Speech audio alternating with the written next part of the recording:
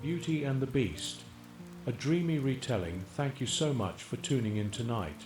Let's begin a dreamy retelling of the classic tale Beauty and the Beast, a perfectly autumnal story to guide you gently into a restful night's sleep. Before we dive into the story, let's take a moment to settle in. Let go of any lingering tension in your body or mind. Find your most comfortable position, and as you ease into stillness, allow your breathing to slow. Let each inhale be steady, and let your exhales stretch just a little longer.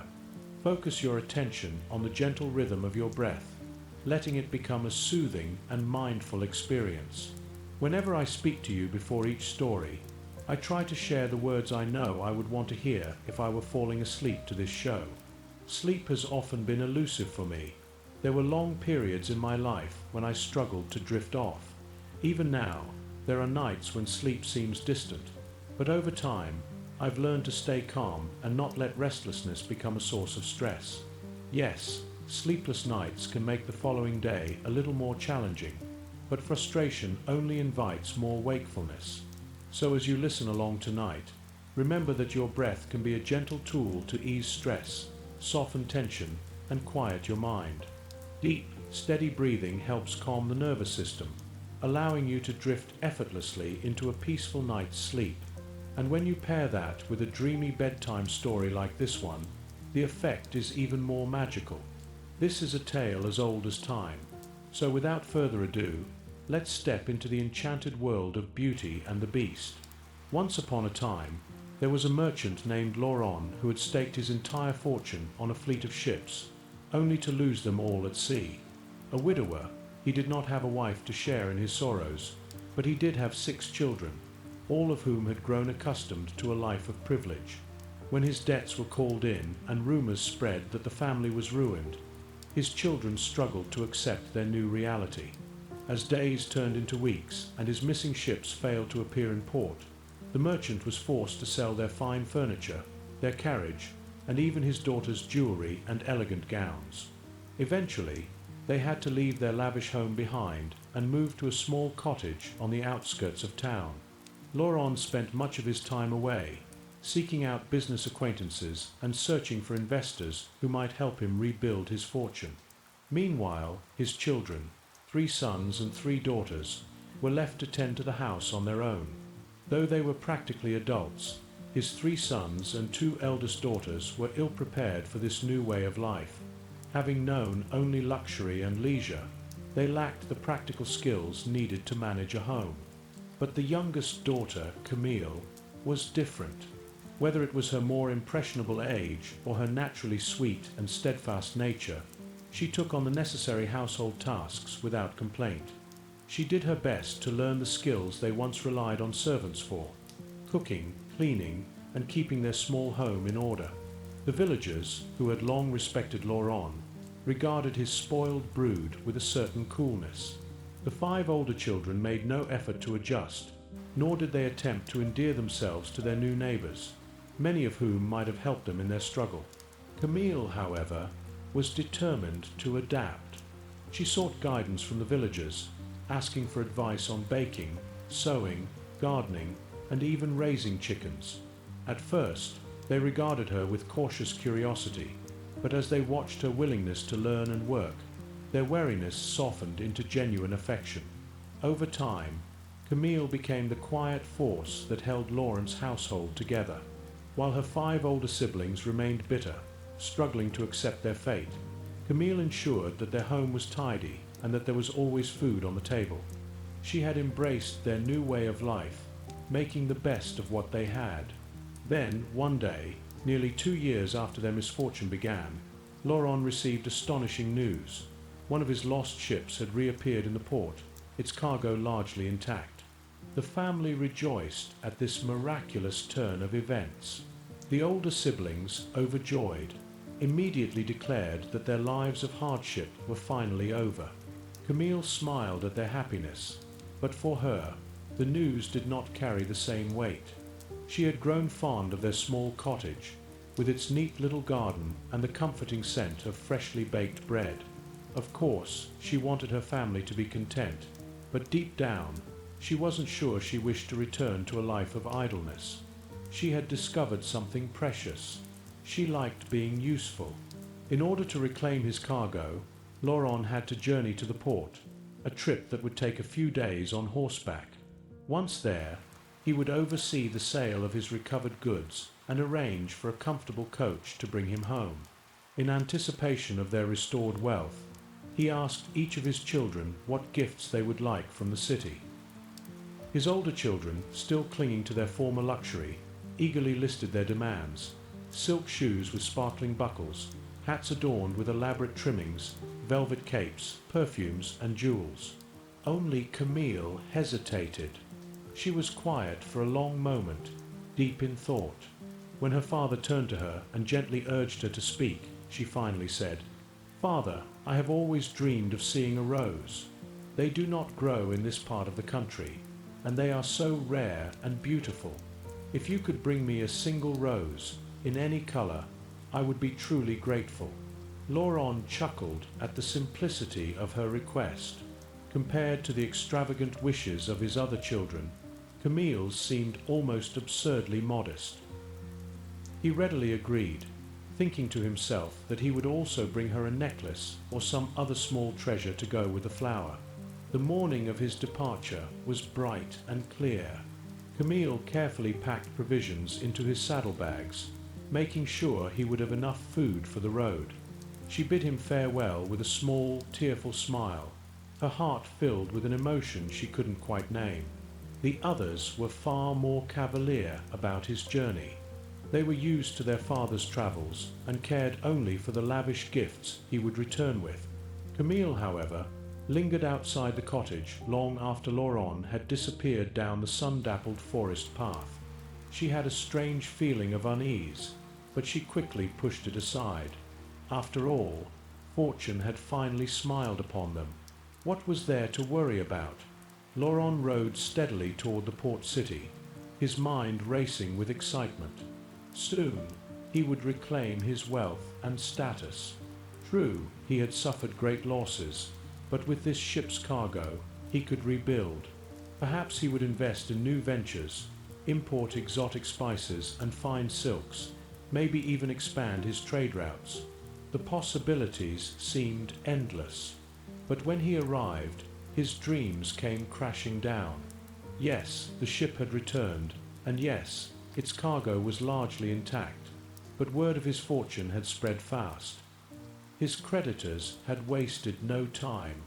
By the time Laurent reached the port, everything of value had already been seized to pay his debts. Desperately, he went from merchant to merchant, pleading for an extension, hoping to salvage something, anything. But it was no use. By the end of the day, Laurent was a man without debt, but also without wealth. He had nothing left to invest, nothing to bring home, not even the gifts he had promised his children. Heartbroken, he couldn't bear to stay in the city even for a single night. He didn't think to rest or properly prepare for the journey back. Without a word to anyone, he mounted his weary horse and rode out of town, heading into the darkening countryside. Hours passed, and night fell. A storm gathered in the sky, and soon the heavens erupted. Lightning split the darkness, thunder rolled through the hills, and the wind howled like a living thing. Rain lashed against Laurent's face as he urged his horse forward, but the beast grew restless, its ears flicking wildly at every crash of thunder. Then, without warning, the horse reared, spooked by the storm, and bolted off the main road. Laurent barely managed to keep his seat as they plunged into an unfamiliar forest, the trees closing in around them like looming sentinels. He tugged at the reins, trying to regain control, but the wind roared in his ears, drowning out his shouts. He had been foolish to attempt this journey at night, and now, lost in the storm, he could only hope to find shelter before the cold overtook him. And so, through the howling wind and the endless rain, he searched. Through the howling gale, Laurent pressed on, his horse stumbling over the uneven ground. He had no idea how long he had been riding when, at last, A tall stone wall loomed before him. Hope surged in his chest. Perhaps he had reached a house where he could find shelter. Urging his weary horse forward, he soon realized that it was not a house at all, but the outer wall of an estate. A grand and imposing iron gate stood slightly ajar, creaking softly in the wind. There was no time for hesitation or politeness. Laurent dismounted, pushed the heavy gate open just enough to pull his horse through, and together they made their way up a paved walkway that disappeared into the swirling darkness. Leaves whipped through the air, the rain stung his skin, and the thunder rumbled ominously overhead. He could barely see the massive structure that emerged before him, its dark silhouette towering against the stormy night. It was a mansion, an enormous one. Even in the dim light, Laurent could make out its grand entrance and the tall windows lining its facade. The place was intimidating, an estate fit for nobility, not a weary traveller arriving uninvited. But he had no choice. He would not survive the night without shelter. Tying his exhausted horse beneath a covered alcove, he stepped toward the massive front door. Lifting an iron knocker, he let it fall with a heavy thud, the sound echoing eerily into the gloom. No answer. Laurent hesitated, rain dripping from his coat, his breath coming in ragged puffs. He knocked again. Still nothing. Finally, with no other option, he pushed against the heavy door with all his weight. It groaned open, and he stumbled forward, nearly collapsing onto the cold stone floor of a grand entryway. For a moment, he simply lay there, catching his breath. The eerie silence of the house pressed in around him. Through the small crack in the door behind him, he could still hear the storm raging, the rain lashing the steps. At least, he thought, his horse was safe. Slowly, he rose to his feet, his eyes adjusting to the dimness. The space around him was vast, a grand reception hall with a sweeping staircase that curved up on either side. Suits of armor stood like silent sentinels in the shadows, their gleaming surfaces reflecting the faint light. Before him, a set of richly carved double doors stood closed, but a warm glow seeped through the cracks. Someone was home. Cautiously, he called out. His voice barely echoed before being swallowed by the silence. He tried again, louder this time. Nothing. After a long hesitation, Laurent moved toward the light, pushing the double doors open just enough to peer inside. It was a vast chamber, warm and inviting in stark contrast to the cold entryway. A great fire roared in a cavernous hearth, its golden light flickering across the stone walls. In front of it stood a dining table, set for one. A loaf of bread, a steaming dish of roasted meat, a carafe of deep red liquid, and a large glass awaited an unseen diner. Yet the room was empty. Laurent hesitated, glancing around. The upholstered chairs, the book-laden tables, the soft glow of candlelight, it all suggested a home that was lived in, yet there was no sign of its owner. As minutes passed, the aroma of the meal grew unbearable. His stomach clenched painfully. He had eaten little since setting out on his journey, and the sight of the warm bread and glistening meat tormented him. Surely, he reasoned, the owner would understand. The food would only go to waste otherwise. At first, he took only a slice of bread, then another. Before long, he found himself seated at the table, slowly eating the entire meal. The rich flavors filled him with warmth and comfort, and as he drank deeply from the glass, exhaustion began to overtake him. He told himself that the owner must simply be away, perhaps sheltering from the storm elsewhere. He would explain himself in the morning. Sinking back into his chair, he pulled from his pocket the letter that had once held such promise, the letter about his lost ship returning. Only hours ago, he had been filled with hope. Now, it felt meaningless. With a sigh, he let the letter slip from his fingers, landing carelessly on the table. His eyes drifted closed, the warmth of the fire lulling him into a deep, dreamless sleep. When he awoke, the fire had long since burned down to embers. The room was eerily quiet. It took him a moment to remember where he was. The plates and glasses from the night before still sat on the table, undisturbed. No one had come. Feeling a wave of embarrassment, Laurent rose from the chair. He had spent the night in a stranger's home, eaten their food without permission. He had no idea who lived here or when they might return, but his shame urged him to leave before he was discovered. Moving carefully, he crossed the room, pulling open the heavy doors. Morning light filtered weakly into the grand entryway, illuminating the hallway in a way he had not seen the night before. The twin staircases, the stone floors, the suits of armor. It was even more imposing in the daylight. He stepped lightly between the silent figures, half expecting them to come to life and bar his path. The neglected carpets, the dusty railings. It was as if no one had truly lived here for a long time. Reaching the enormous front door, he gripped the handles and pulled. It groaned open, revealing a misty courtyard beyond. Slipping outside, he straightened his waistcoat, attempting to recover some dignity. He had entered this place like a beggar, and now he fled it like a thief. His horse waited in the alcove where he had left her, relieved to find her well. He reached into his saddlebag and pulled out the last apple Camille had packed for him. Stroking the mare's neck, he fed her the fruit before untying her reins. As he led her back toward the open gate, his eyes caught on something, a pergola overgrown with wild vines and tangled roses. He paused. Among the thick green leaves, delicate pink blooms unfurled in the morning light, the most stunning roses he had ever seen. Camille. He had promised her a rose, and after all, the mansion seemed abandoned. Surely, one or two blossoms wouldn't be missed. Resolving to keep his word, Laurent withdrew a small knife from his bag and carefully cut a few roses from the bush. Then, thinking of his empty hands and the disappointment on his daughter's face, he hesitated. One rose was not enough. With quick, efficient movements, he cut every last bloom, gathering them into a lush bouquet.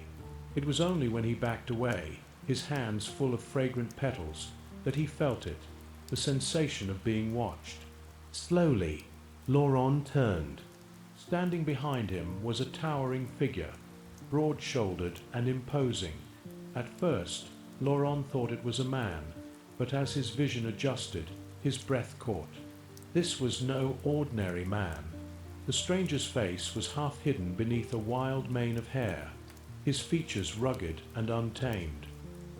His massive frame was clothed in a simple linen shirt and breeches, as if he had stormed over in a hurry.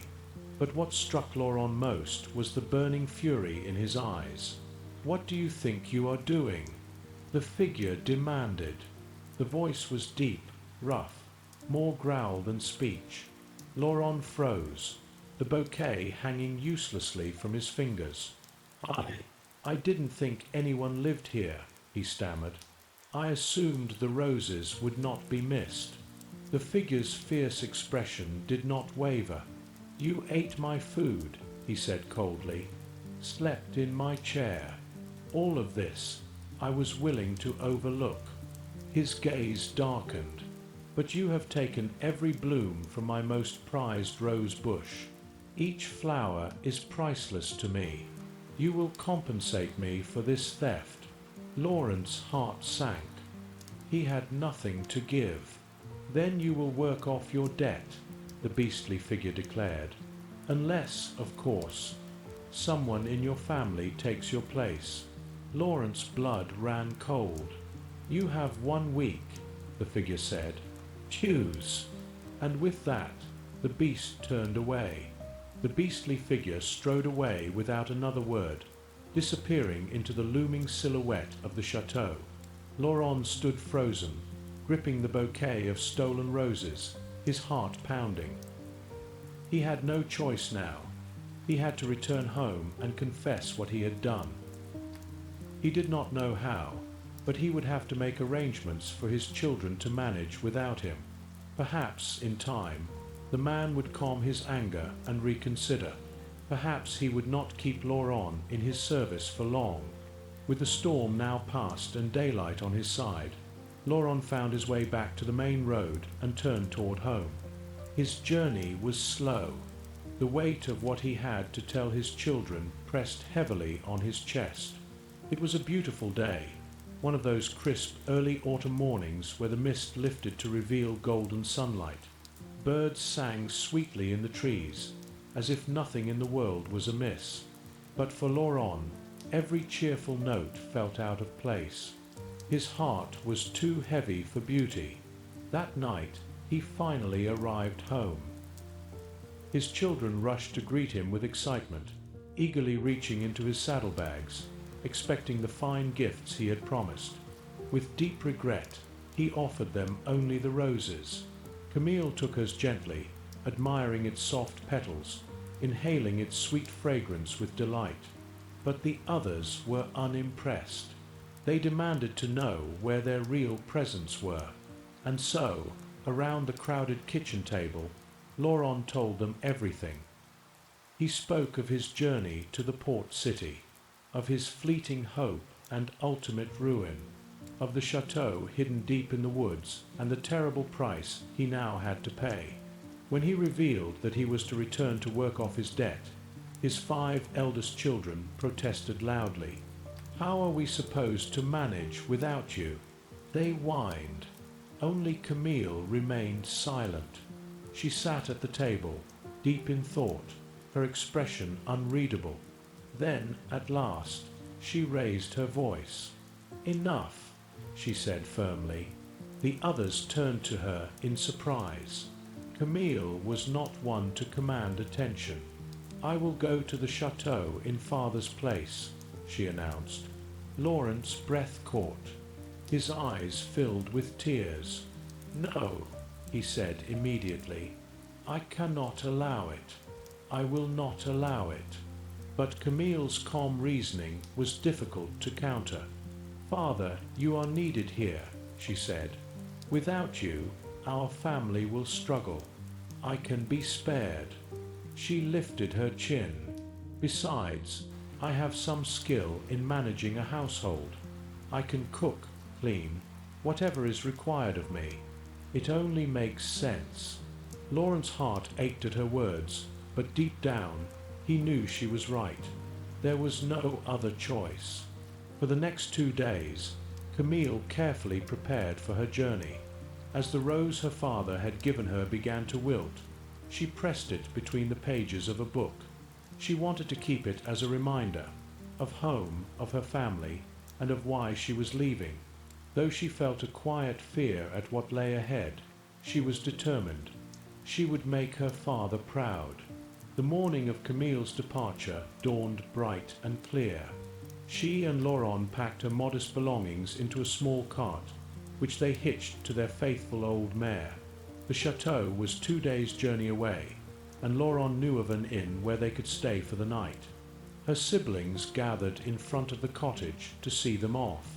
Among them was a mixture of relief and unspoken admiration. They were glad that they would not have to fend for themselves, but perhaps, deep down, they also recognized the quiet bravery of their youngest sister. The first day of travel was uneventful, the fine autumn weather holding. They passed through golden fields and quiet villages, spending the night at a small roadside inn. But on the second day, the wind turned sharp and restless. The forest loomed darker, the first fallen leaves scuttling across the road like tiny ghosts. The air was thick with the scent of damp earth and distant rain. Laurent rode in silence, his mind heavy with worry. As they neared the turnoff that led to the château, his heart clenched tighter. Sensing her father's sorrow, Camille smiled at him reassuringly. "Don't worry, father," she said softly. "I am capable. I will be fine." Laurent nodded, but the words did little to ease his fear. At last, They arrived at the gates of the château. For the second time, Laurent pushed open the towering iron gate and led their horse inside. Camille gazed around in awe. The grand house loomed before her, its vast stone walls weathered and silent. The overgrown gardens stretched in every direction, wild roses climbing over forgotten statues. It was both overwhelming and beautiful. She had never seen a place so large, so grand, so utterly lonely. As their horse reached the wide front steps, the wind gusted suddenly, whipping at her cloak as if warning her to turn back. But she stood her ground. She was not afraid. Slowly, she ascended the steps and lifted the heavy iron door knocker. The sound echoed through the house like a heartbeat. She and her father waited, expecting the beastly master of the estate to appear. But to their surprise, the door was opened by a boy. He looked about 13, dressed in simple village clothes, and regarded them with open curiosity. After a brief moment, he nodded as if satisfied. "One of you is the new servant, then?" he asked. Laurent hesitated, startled by the boy's casual tone. But then, with a heavy heart, he gestured to Camille. "My daughter will be staying," he said. The boy nodded again, as if this was no surprise at all. Tugging hard on the door, he motioned for her to enter. "You can leave her things in the foyer," he told Laurent. "Then you should go." Laurent hesitated. Camille turned to him, squeezing his hand one last time. "I'll be all right, father," she whispered. Laurent swallowed hard and nodded, and then, before he could lose his resolve, he turned and left. As he led his horse back through the gates, he forced himself not to look back, not until the trees swallowed the château from view. Camille stood in the vast empty hall, the grey morning light filtering through the high windows. The air inside was cold and silent. She shivered slightly, edging closer to her small trunk. "You must be brave," she told herself. "You must do your best." Minutes later, the boy returned. "The Baron says I should take you to your room," he said cheerfully. Camille was surprised. She had expected to be led downstairs to some servants' quarters near the kitchen. Instead, the boy guided her up one of the grand staircases, into a long, richly carpeted corridor lined with solemn portraits of noble ancestors. Their painted eyes followed her as she passed. At last, the boy stopped in front of a heavy wooden door and pushed it open. Camille stepped inside and gasped. It was the most beautiful bedroom she had ever seen. Not overly large, but elegant. The canopied bed, the fine fabrics, the richly carved furniture. It was more luxurious than anything she had ever known. She turned in surprise. "I'm Gabriel," the boy announced. "I helped the Baron out around here." Then, grinning, he added, "I'm glad you've come. It gets awfully lonely sometimes." Camille smiled, though she wasn't quite sure what to say. "Thank you for the fire," she said instead, as he lit the hearth. Gabriel dusted off his hands. "You'll meet the Baron tomorrow," he told her. "He'll explain your duties then. For now, I'll bring you some supper. Rest well." And with that, he slipped out of the room, closing the door behind him. Camille exhaled slowly. Alone at last, she turned toward the fire and let its warmth soothe her. Tomorrow, her new life would begin. After gathering her thoughts, Camille turned to the task of unpacking. She carefully hung her clothes in the large wardrobe, placing her small collection of books on the bedside table. As she flipped open the top volume, her eyes fell upon the pink rose her father had brought her, now pressed between the pages. She smiled wistfully, then gently closed the book and set it aside. Wandering over to the window, she pulled back the heavy drapes and nestled into the cushioned window seat. From here, she had a sweeping view of the château's courtyard. The once manicured gardens had long since surrendered to nature, wild roses climbing up the stone walls, ivy creeping between the cracks in the cobblestones. The wind sent dry leaves skittering across the paved walkways, whirling them into small, fleeting cyclones. Overhead, dark clouds drifted across the rising moon. Exhausted by the day's journey and overwhelmed by the newness of her life, Camille drifted into an uneasy sleep, cocooned within the folds of the heavy curtains. A soft knock startled her awake. Blinking, she pushed aside the drapes and exhaled, steadying her breath before crossing the room. Opening the door, she found a tray waiting outside. On it was a simple dinner: bread, cheese, a bowl of soup, and a cup of hot tea. She glanced down the hallway. No one. Gabriel was certainly light on his feet.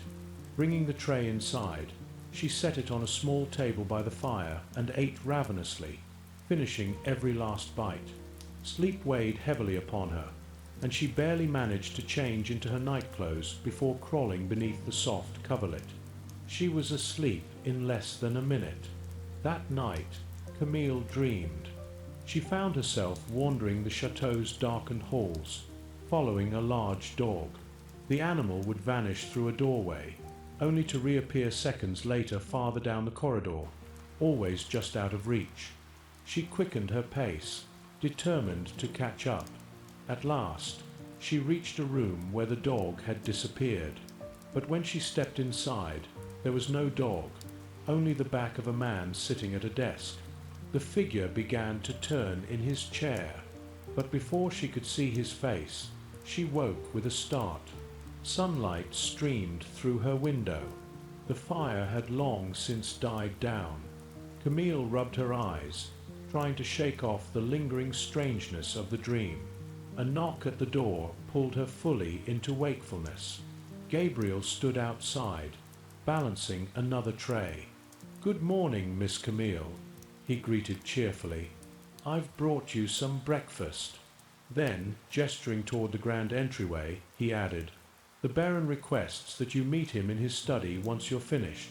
Camille nodded and took the tray. Gabriel disappeared as quickly as he had come. An hour later, Camille stood nervously before the heavy wooden doors of the very room where her father had once eaten his stolen fireside dinner.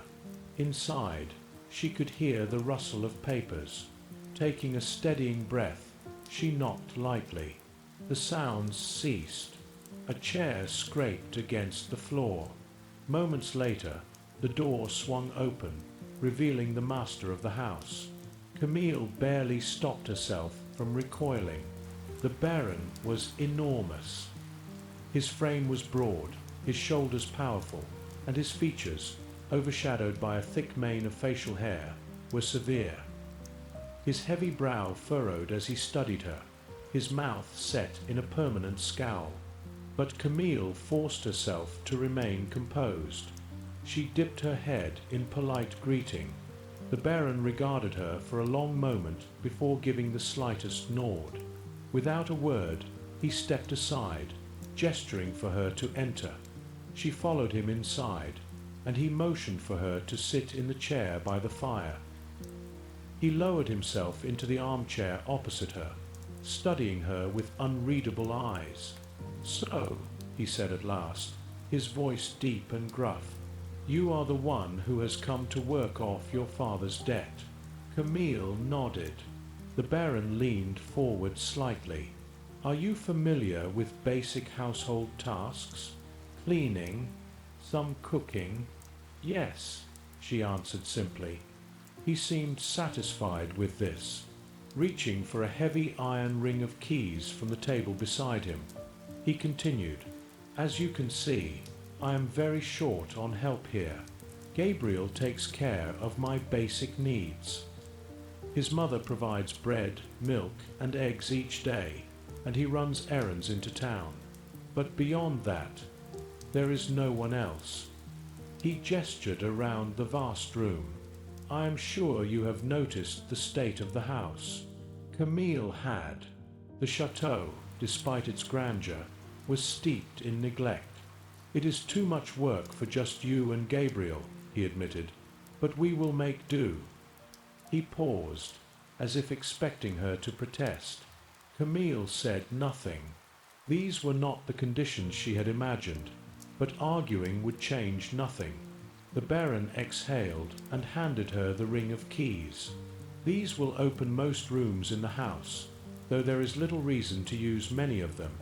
If you need something that Gabriel cannot provide, come to me. Otherwise, you are free to make household decisions as you see fit. I spend most of my time here or in the library."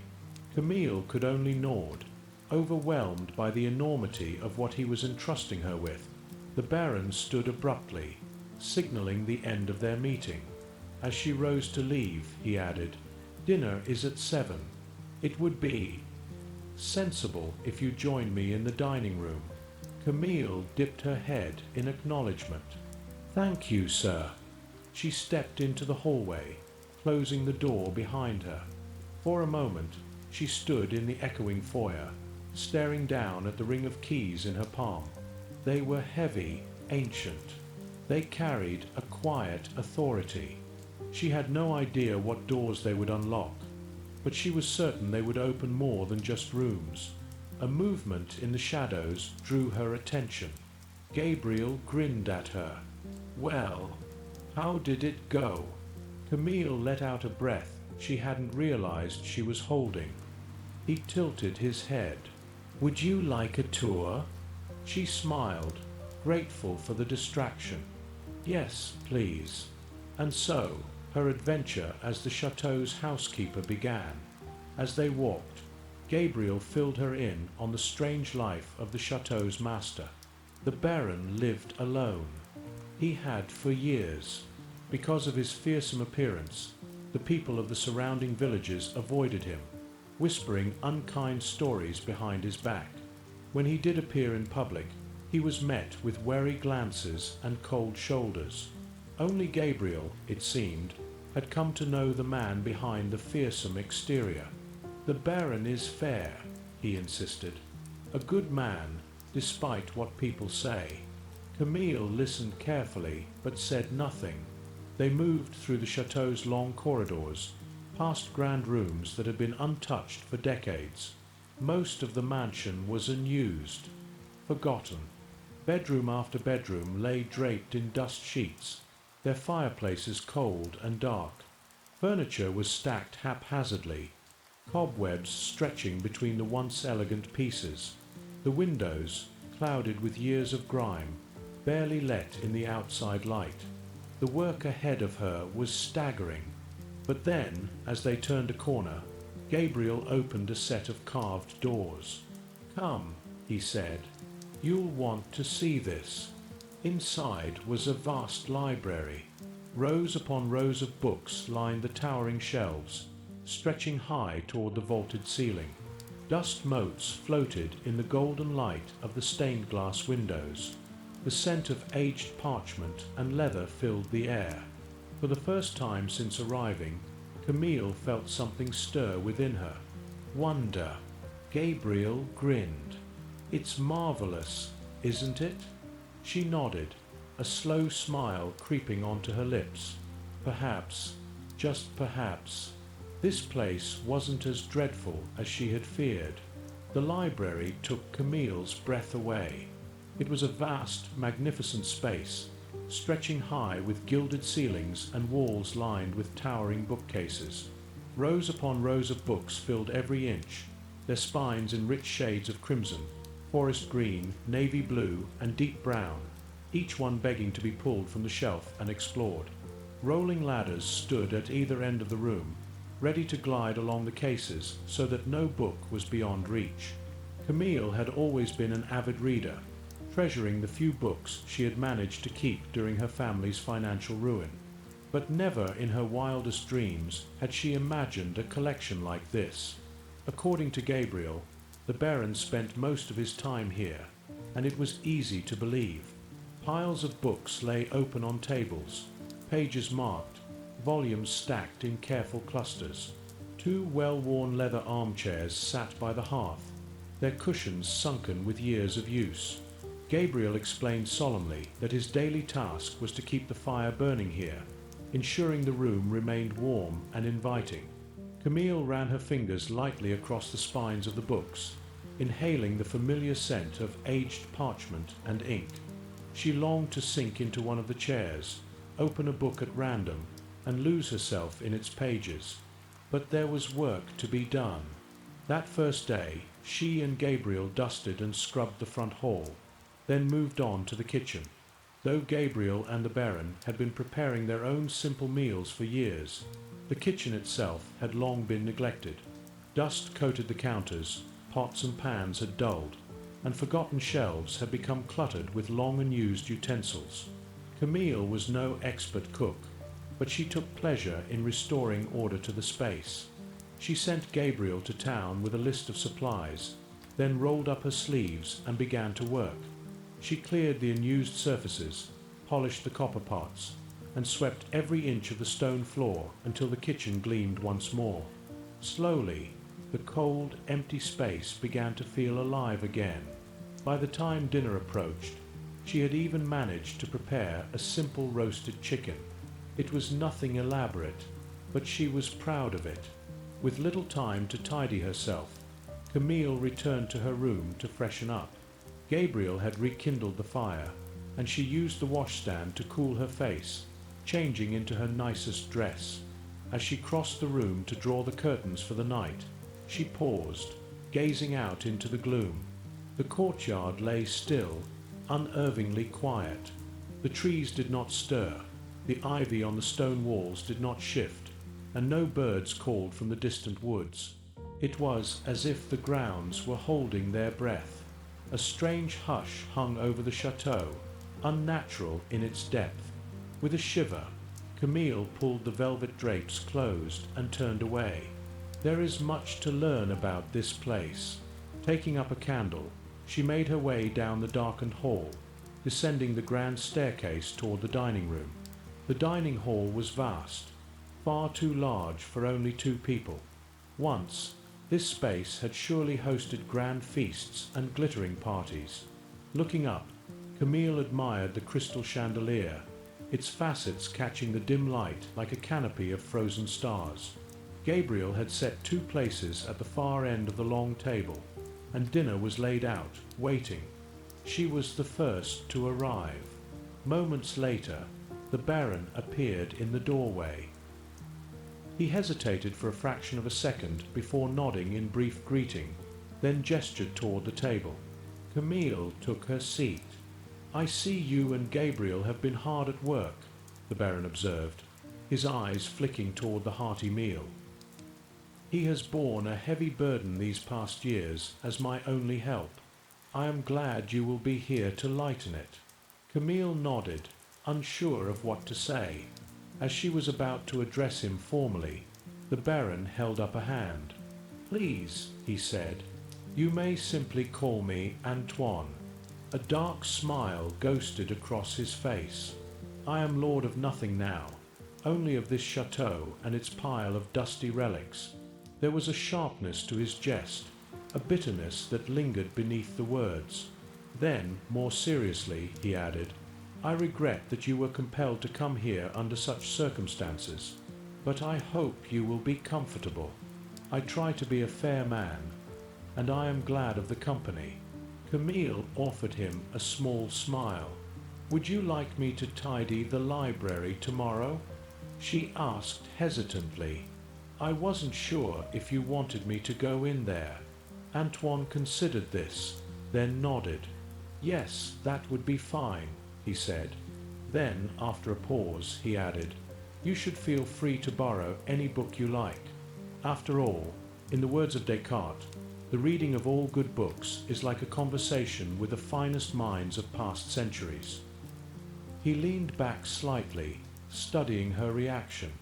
"I think you will find that my library has quite an incredible capacity to provide any book you have ever heard of," he continued. "It is rather magical in that regard." Camille blinked, surprised by both his offer and the unexpected poetry of his words. Perhaps this man, This beast of a figure was not entirely as she had imagined. She studied him discreetly in the flickering firelight. He was not an easy man to look at. His features were sharp, exaggerated, shadowed by the heavy lines of his scowl, but he was also well-spoken, intelligent, and unexpectedly kind. She had been in the château only a day, and already her view of her situation had begun to shift. She was the mistress of a grand house, with full independence to work as she pleased. She had just been granted access to an extraordinary library. Perhaps this twist of fate was not going to be as grim as she had feared. The rest of their meal passed in respectful silence. Later, as Camille lay nestled beneath the crisp white sheets of a grand canopied bed, she stared sleepily at the drawn curtains. Outside, the château lay cloaked in stillness, but inside, within its ancient walls, a quiet flame still burned. She could feel it. The next morning, after tidying the kitchen, Camille cautiously approached the library. She knew Antoine was in his study, and it seemed a good time to begin her work. Taking up a duster, she moved carefully through the grand room, clearing away dust from tables and shelves, brushing cobwebs from forgotten corners. She was about to shift a stack of books when a voice stopped her. "Please don't disturb any stacks or open books," Antoine said from the doorway. Camille turned, startled.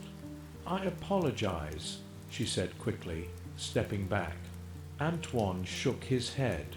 "No need to apologize," he said gruffly. "I realize it looks untidy, but I am in the middle of research. I don't want to lose my place." He hesitated, then asked, "Have you chosen a book yet?" Camille hesitated. "Not yet, sir. I mean Antoine." A faint smile touched his lips. "Then take your time. Choose wisely." He turned and strode from the room, his presence as abrupt as his departure. Camille exhaled, turning back to the shelves. Her fingers trailed along the spines, each title calling to her in a different way. Yes, there was much to learn in this place, and not all of it would be found in books. Camille hesitated before choosing a book. She admitted to Antoine that she felt unworthy of such an extensive collection, uncertain where to begin. "I come from a much humbler background than you," she confessed. "I don't know if I could truly understand such important works." Antoine's lips quirked in amusement. Spreading his hands wide, he said, "Awareness of one's ignorance is the beginning of wisdom." Camille frowned in confusion. Seeing her expression, he chuckled and added, "That bit of wisdom is from Socrates." Striding across the room, he plucked a small volume from a lower shelf and handed it to her. "Perhaps you would enjoy more of his thoughts." He believed, above all else, that we should ask questions. Camille accepted the book with a nod of thanks and turned to leave. Then, pausing at the door, she gathered her courage. "I do have one question," she said hesitantly. Antoine lifted a brow. "Would it be possible to hire some villagers to tend the gardens before winter?" she asked. For a moment, Antoine said nothing. Then, with a slow shrug, he replied, "If Gabriel can find anyone willing to set foot on these grounds, you are welcome to do so." Camille frowned. Afraid? Why would they be afraid? Antoine exhaled, glancing toward the window. "Many outlandish tales have been told about me over the years," he said. "That is why I find myself mostly alone." She hesitated before asking, "How can you bear it? Does it not make you angry to be treated so unfairly?" Antoine was quiet for a long moment. At last, he murmured, "I was once a better-looking man, and also a vain and foolish one. It took a great misfortune for me to see the error of my ways. The scorn people have for me now is, perhaps, a just payment for my past folly." Camille said nothing. She would not ask more questions today, but she was determined to uncover the truth of how her employer had fallen into such an unfortunate state. For now, she looked forward to reading Socrates in her room after dinner. In time, Camille adjusted to life at the château, and even came to love it. Through sheer persuasion and a bit of bribery, she managed to convince Gabriel to hire a few village men to clear the gardens of years of neglect. She made certain they received strict instructions not to disturb the rose bush by the pergola. She had learned it was planted by Antoine's mother and was of great sentimental value to him. But her success was tainted when she overheard the workers speaking ill of their employer. "He's an absolute monster," one man sneered. "Lives like an animal in there," another added. "No manners, unfit for human company." "Well," the first man laughed, "I'll take his money, at least." Horrified, Camille glanced toward the chateau and saw Antoine standing by the window, listening to every word.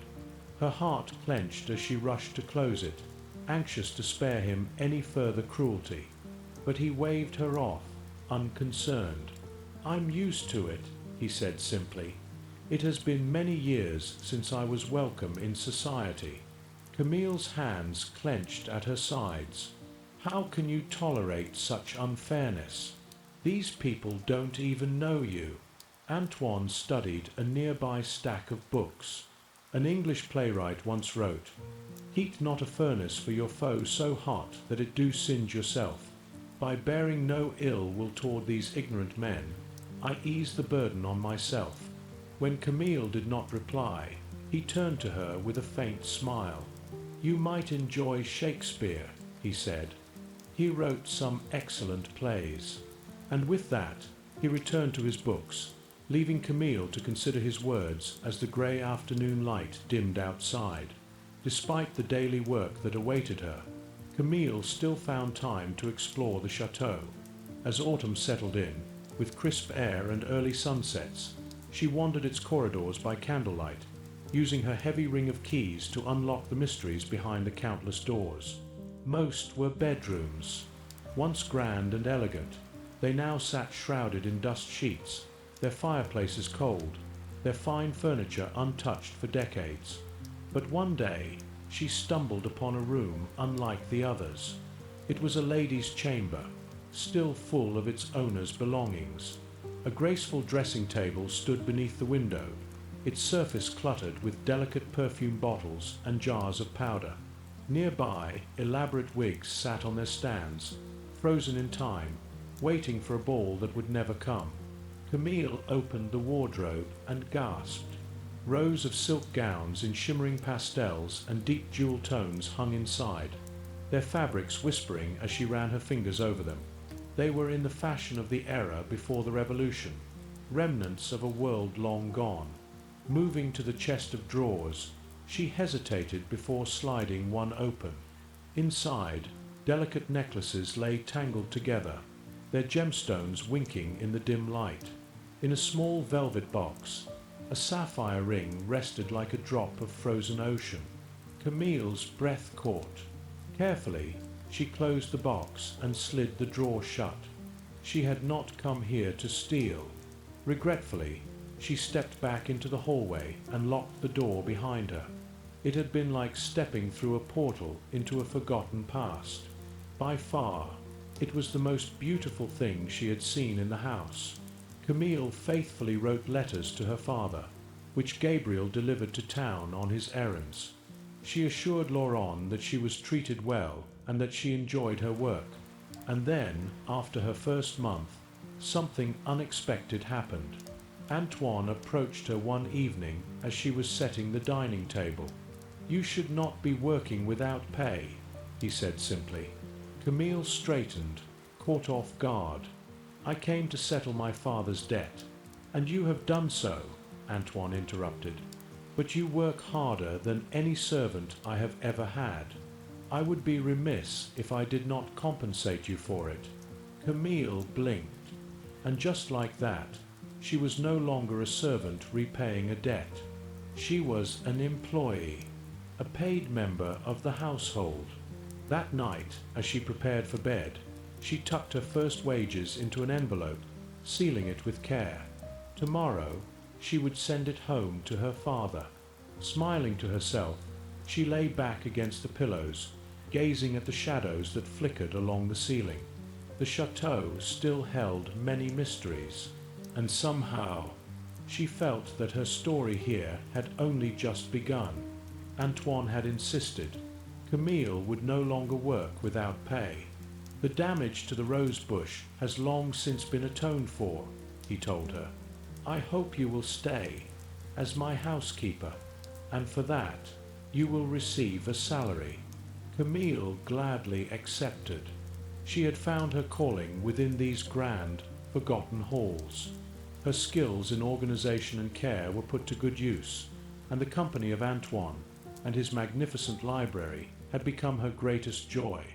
In time, she even found it easy to forget that Antoine was considered unsightly. Nothing about him had changed, and yet she ensured his clothes were better kept, more presentable, and once in a while, when he passed by a mirror, she swore she saw someone else reflected back, a man with refined, harmonious features, his face free of the wild hair that obscured it. At first, she dismissed it as a trick of the dim light, but the more it happened, the more she wondered. Perhaps the château's magic was playing tricks on her mind. Winter came swiftly, bringing howling winds and a thick blanket of snow. On occasion, a beggar would come knocking at the heavy front doors, unaware of the estate's infamous reputation. In Camille's village, beggars were usually turned away. The townspeople believed that misfortune was the result of one's own failures. Hard-working people did not become destitute. She had expected Antoine to send them packing as well. Instead, he would quietly instruct her to give them coins. Curious, Camille asked him why he was so generous when the villagers showed him nothing but contempt. He gave a faint, wry smile.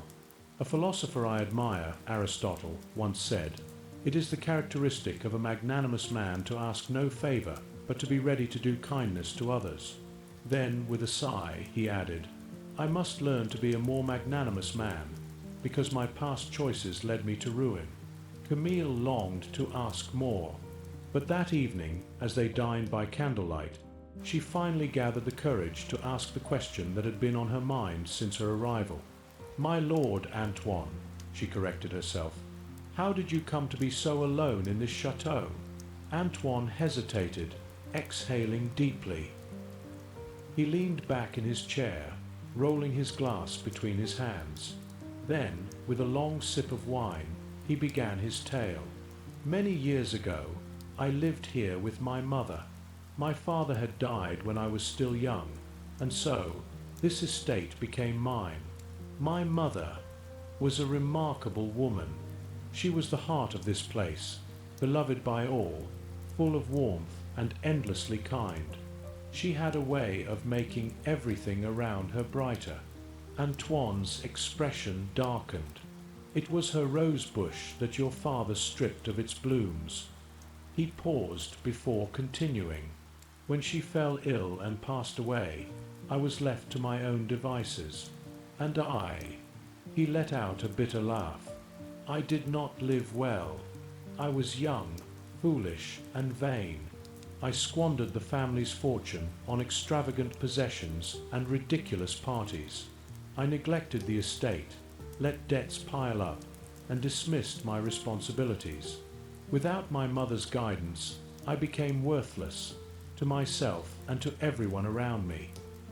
He took another sip of wine, then set the glass down heavily. "One winter's night, as I was hosting one of my lavish parties, my servant came to me with a request. There was a woman at the door, a beggar. She asked only for food and a few coins. I was in the midst of my indulgence, and I could not be bothered. So I sent word that she should go elsewhere and find employment." Antoine's jaw tightened. But before my servant could turn her away, she pushed her way inside. Camille held her breath. She fixed her gaze on me and declared, You are cursed by your own foolish vanity. You will spend your days abandoned and unloved, and the secret to your release can only be found in humanity." He fell silent. The fire crackled, its light flickering across his face. Camille frowned. Humanity? What did she mean by that? Antoine gave a slow shrug. "That," he murmured, "is the riddle I have wrestled with for decades." His gaze drifted toward the bookshelves. "My library holds the greatest minds in history. Philosophers, mathematicians, poets. The best and wisest of humanity is at my fingertips. My mind has improved. My knowledge has grown. But all the brilliance of humanity has yet to provide me an answer." Camille studied him across the table. She imagined him sitting in this very room, night after night, alone with his books and his regrets. How many years had he searched for redemption, trapped in this solitary prison? For the first time, she truly saw him, not as a monster, not as a recluse, but as a man who had spent years learning, thinking, repenting, and yet still had no escape. Antoine, sensing the weight of the silence, forced a small smile. "Oh well," he said lightly. As the great Isaac Newton once said, "To arrive at the simplest truth requires years of contemplation. Perhaps one day I will find the answer." That night, as Camille lay curled beneath the heavy blankets of her grand canopied bed, she could not shake the thoughts swirling in her mind. She had finally put the pieces together. Antoine had spent years buried in books, absorbing the wisdom of the world, striving to become a better man. But was that enough? Could one truly earn redemption by reading and thinking alone? Or was there something else? Something more? She stared at the glowing embers in the hearth, pulling the blankets higher around her chin.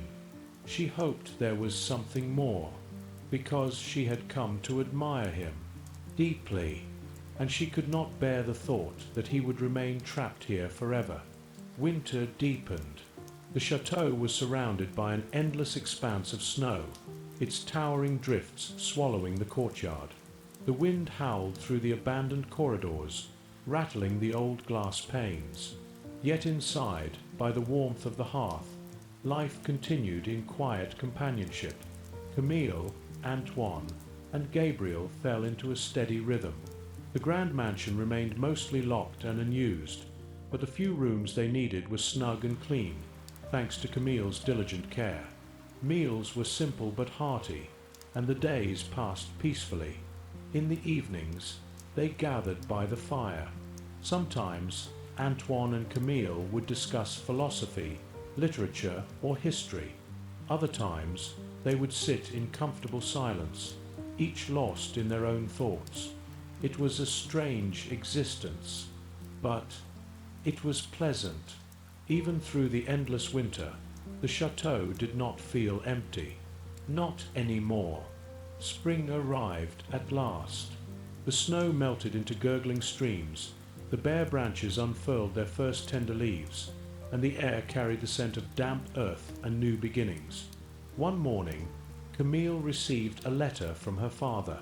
Her eldest sister had secured a marriage match, and the wedding was to take place in a matter of weeks. Laurent asked if the Baron would allow Camille to take leave to attend the festivities. "If so," her father wrote, "I would be pleased to come and fetch you from the estate." Camille hesitated before bringing the request to Antoine. When she finally did, he lowered his book and gazed at her with a sad smile. "Of course you must go," he said gently. "Take as much time as you need." She thanked him, but as she did, she once again saw no beast before her, only a man. She had to blink several times to dispel the illusion. As she turned to leave, she paused at the door, glancing back at him. He had already returned to his book, and so she put the moment behind her. The journey to and from her sister's wedding was uneventful. Her family greeted her with curiosity, and perhaps a newfound respect. They admired the fine, tasteful clothes she had acquired with her salary, and it was clear that the money she had sent home had greatly benefited them. Her sister's marriage, humble though it was, had been made possible in part by Camille's support. No longer was their family viewed as impoverished. Instead, they were seen as stable and respectable. Yet, strangely, Camille felt less at home in the cottage than she once had. Though she had spent the past months confined within the château's walls, she felt as though her world had grown larger, not smaller. Sitting around the fire with her siblings, listening to their petty complaints and trivial concerns, she felt stifled. She regretted having to leave her father again. But when she parted from him at the gates of Antoine's estate, she felt an undeniable sense of relief. She was ready to return. Her relief, however, quickly turned to dismay. The château was in a state of disarray. Gabriel answered the door eagerly, clearly delighted by her return, but in hushed tones he confessed, "Nothing has been the same since you left." "The Baron is, well, he's been a mess," Gabriel whispered. "He won't leave the library. He barely eats. He barely sleeps." After putting away her things, Camille went straight to see Antoine. As she cautiously pushed open the library doors, she was met with chaos. Books were strewn across the floor, piled in haphazard stacks. Pages lay open on tables, half-read and discarded. Empty drinking glasses lined every surface, and in the midst of it all, slumped in a chair, was Antoine.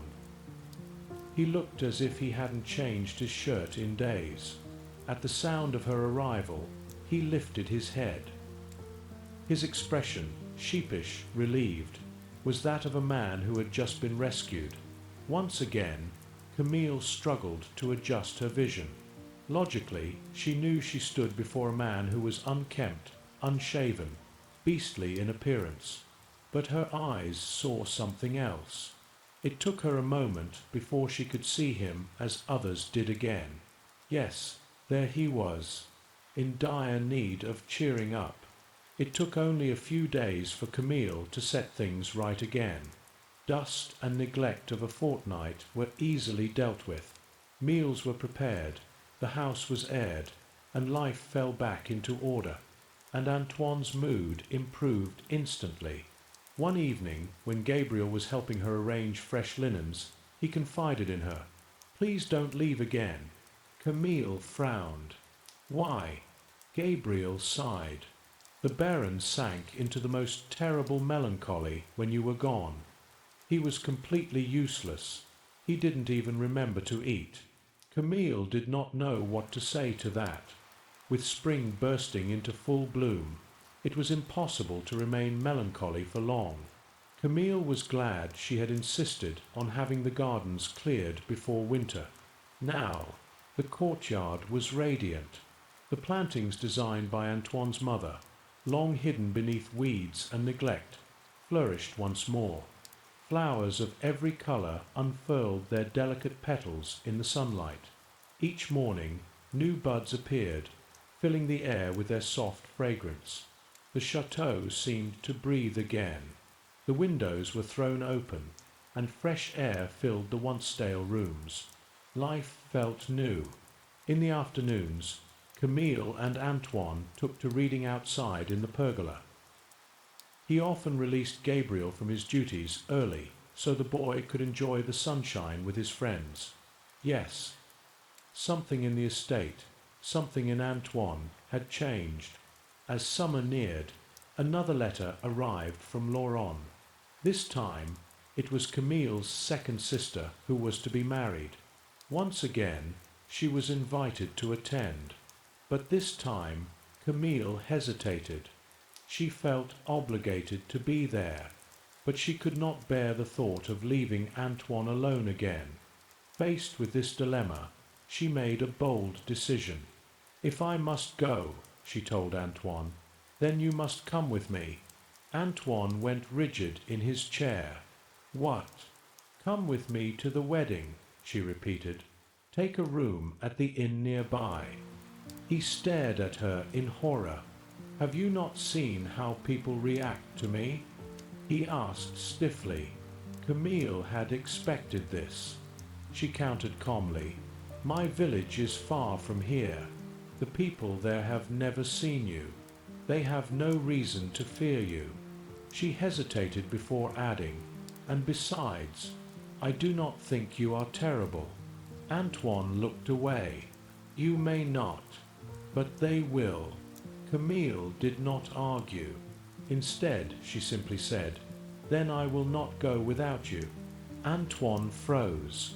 She watched as the words settled over him, as the realization took hold. If he refused, she would stay. She would give up the chance to see her family again. For him. For the longest time, he said nothing. Then, at last, he sighed, rubbing his forehead. You are impossibly stubborn, he muttered. Camille smiled. I know. There was a long pause. Then, with visible reluctance, Antoine exhaled and said, Fine.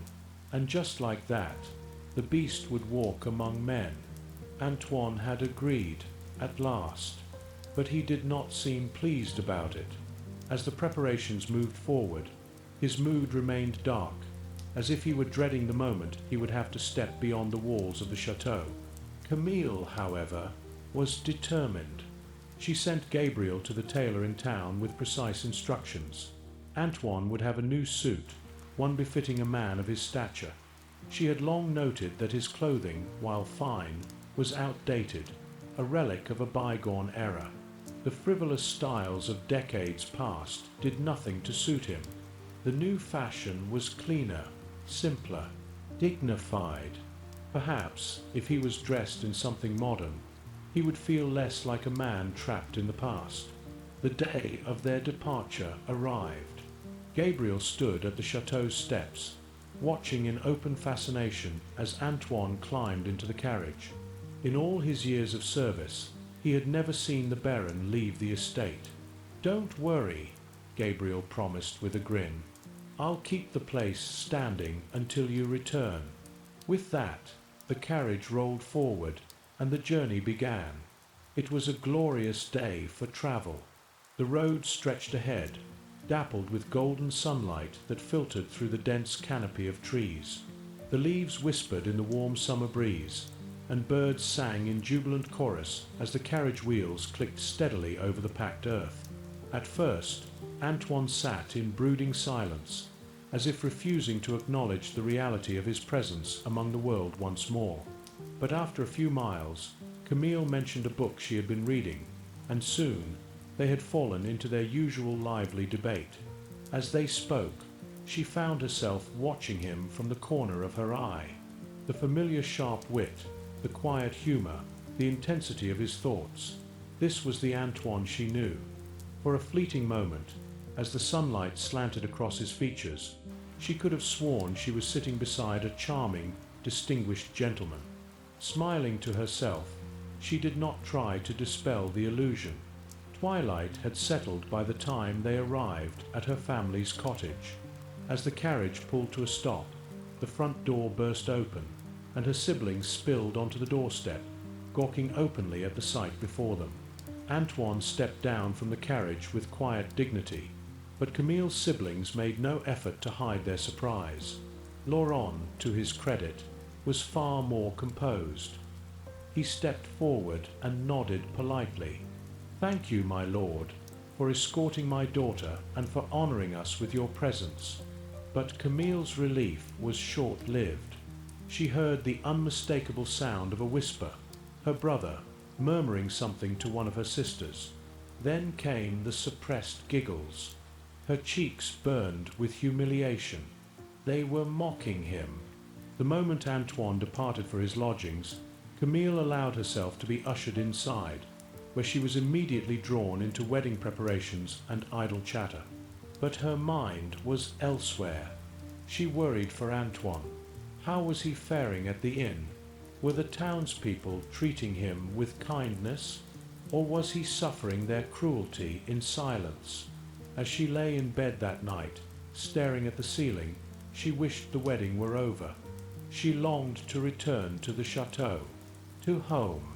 Antoine's expression was grim when he arrived at the church the next day, and Camille soon realized why.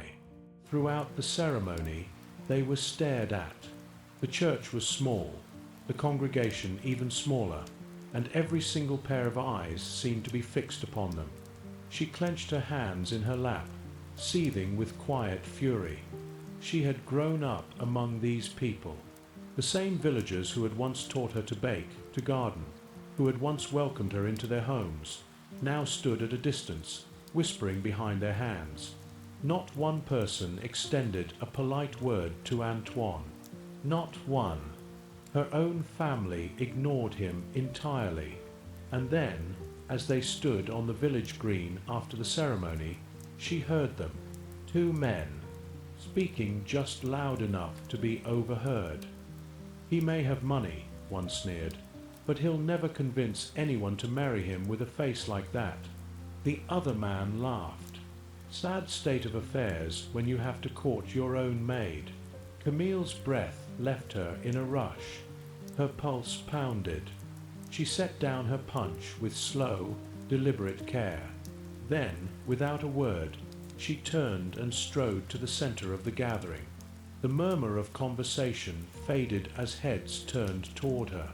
The two men, still laughing, fell silent. Camille inhaled deeply, her hands steady, her voice clear and unwavering.